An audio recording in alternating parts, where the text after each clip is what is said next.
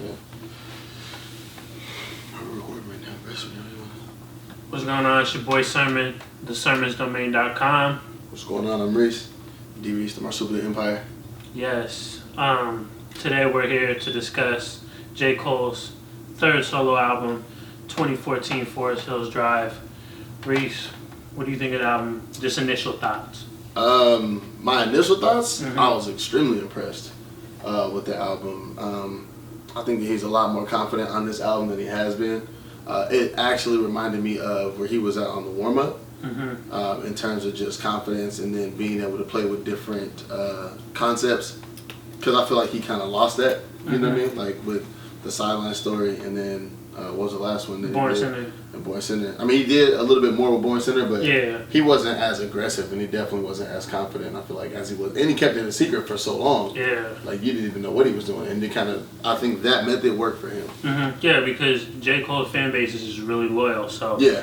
The fact that he can announce the album 3 weeks in advance, you know, it leaked, obviously, but prior to that, we didn't hear no music. All we saw was, you know, him, you know, going around like the country, like, you know, talking to schools, and then he went to a couple people's houses. He invited a bunch of people to his old house to play the album. Which is dope. Did he buy that house, or how did that? I don't know what he did. I'm just wondering, like, how he got access to the house. He probably just, you know, whoever lived there now, you know, if it's not his family still, he probably just, you know, tried to see what he can do.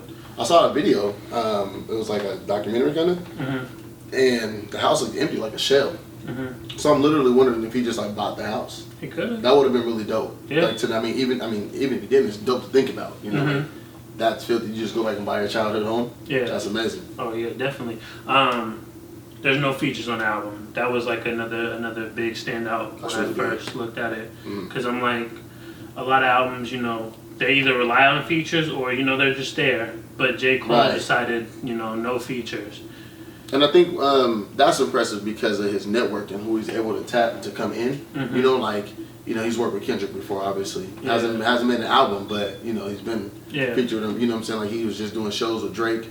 That's dope. He can literally get almost anybody in hip-hop. You know what I mean? Like, he didn't tag Jay for a feature. However that would have worked out. You probably would have sent it in like the last 10 minutes. Yeah, right. But I mean, the fact that he didn't, again, and he kept quiet about it was really dope. You know what I mean? And again, like with the concepts, like Tale of Two Cities, you know, like 03 Adolescence was really dope. 03 Adolescence is really dope, actually, I think, because I think that's a lot of people's stories. You know, like one person is selling dope and the other person's a schoolboy, but not knowing that the person who sell dope is jealous of the schoolboy. Like, yo, like, I don't have these same options as you, or opportunities. You know, like, and to spell that out as clearly as he did, like his storytelling ability was on a whole different level, this album. Oh yeah, definitely. What else about this album that I liked?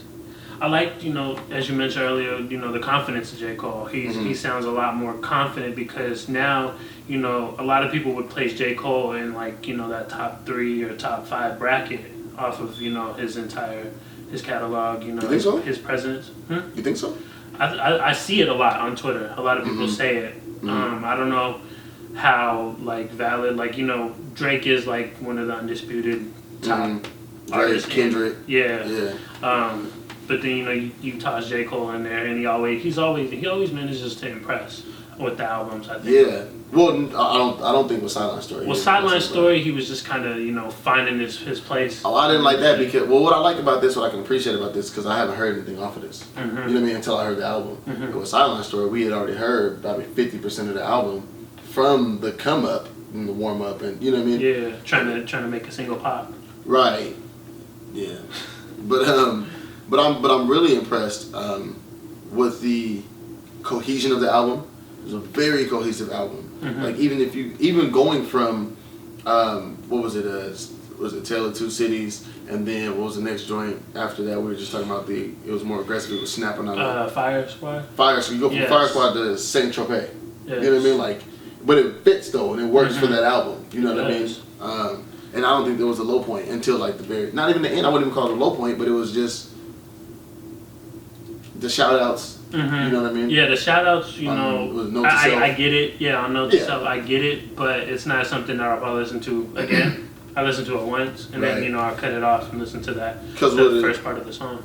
Cause what it reminded me of, like what I felt like he was trying to do, maybe this is just me, like in this particular vacuum trying to put him there, was like you know, the last track on College Dropout, you know, where Kanye's one that had the impact because it was Kanye's debut album, so you know he's telling his story, and Joe Cole didn't necessarily do that, but he did give shout outs like at the end of the Carter 3 when Wayne was doing that, you know, shouting everybody out, but I think it kind of lacked the excitement because he's not Wayne, obviously, right? You know what I mean? And Wayne wasn't just shouting out people; he was going in on people, talking about what's his name?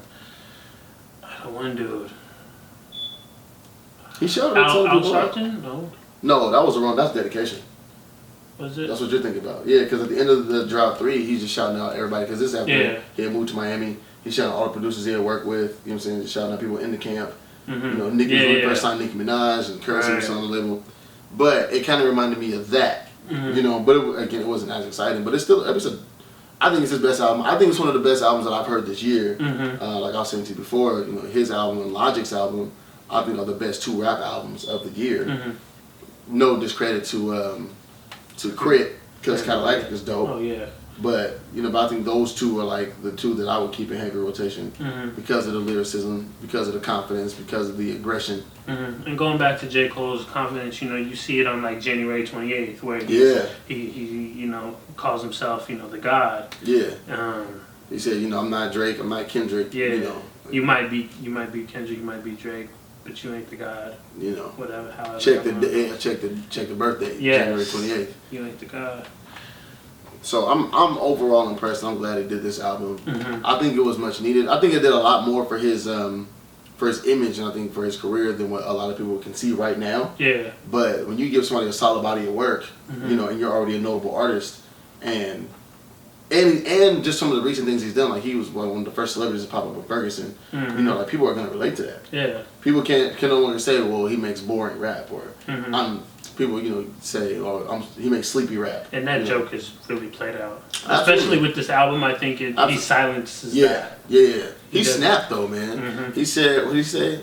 Like Bruce, like Wayne, like Bruce, like Lee. And then he said, like KD, can nobody shoot like me? Like, yo, like that was a bar. Like that verse, those first 2 verses on that the track Fire Squad, bro, it was just, I'm glad he opened himself up to working with other people. I feel like every artist that produces their own stuff should do that.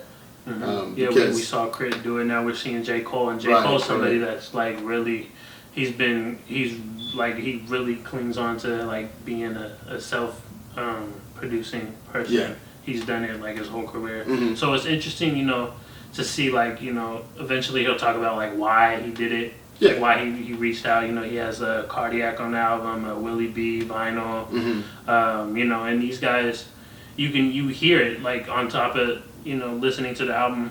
You know they're different beats because they're not Cole beats, but they still fit to his sound. And I think everybody needs to do that. Like Kanye does that and has been doing that for years. And I think that's a key to the success. People want to knock him. He doesn't produce all the stuff. He doesn't have to produce all the stuff. And it's probably works to his detriment that if he were to, you know, like you're gonna get lost in this sound. It takes other people to inspire a new sound. Exactly. You know, that's what he does with all the thing. producers he works with. Yeah.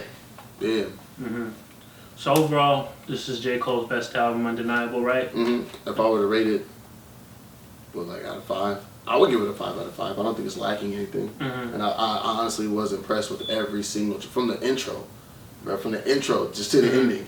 I would give it 5 because I couldn't even take away from the ending of what he did, you know, because he came with so much passion and excitement that I wouldn't even, it's not a knock to me. Right.